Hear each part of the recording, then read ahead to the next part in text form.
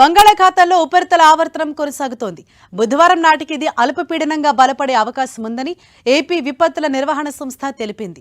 దీని ప్రభావంతో పలు చోట్ల వర్షాలు కురుస్తాయని వెల్లడించింది.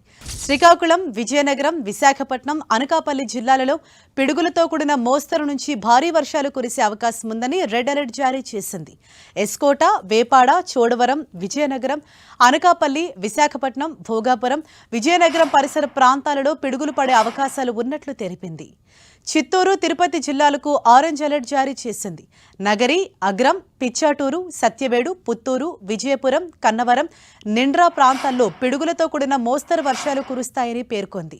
శ్రీకాకుళం, పార్వతీపురం మన్యం, కాకినాడ, అంబేద్కర్ కోనసీమ, ఉభయ గోదావరి జిల్లాలు, ఏలూరు జిల్లాల్లో చెదురుమదురుగా వర్షాలు కురిసే అవకాశం ఉందని ఎల్లో అలర్ట్ జారీ చేసింది.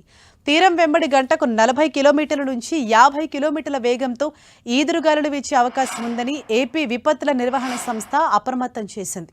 ప్రజలు అప్రమత్తంగా ఉండాలని, సురక్షిత ప్రాంతాల్లో ఉండాలని సూచించింది.